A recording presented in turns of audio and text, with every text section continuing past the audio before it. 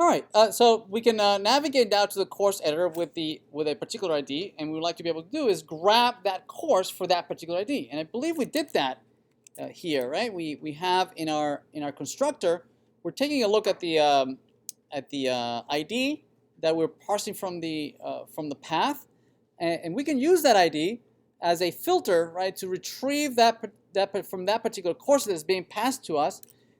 We can just retrieve that one course based on that ID. Once we have that course, presumably we can just print anything we want, about that course. Instead of just this hard-coded course editor, we could maybe type in the name of the course, state.course.title, right? So notice that this is 5200, or this is 5610, or this is 3500, depending on the ID, right?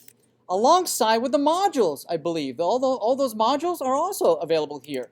For instance, in this module ID, what we could do is we do have access to, presumably, this.state.course. The modules are there too, presumably, right?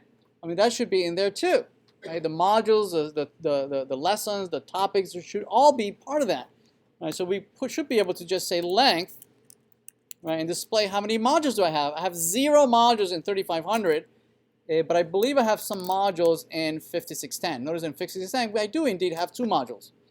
See that? Right? I don't have anything in 5200, right? And that's true. That's exactly what we have in the course JSON.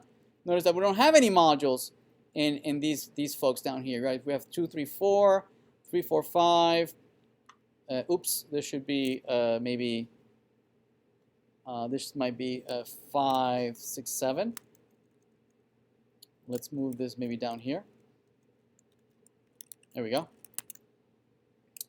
And maybe the last one, the 5500, might have other modules, and the modules might have a title, title Scrum, right? Maybe that's one of the titles of the modules in CS 5500.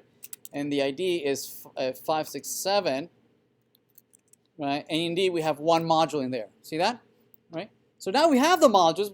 That module object, right, that contains an array of modules, might be rendered by a module list. We could pass it down to the module list and say, hey, you render the list of modules, right? You know how to do that.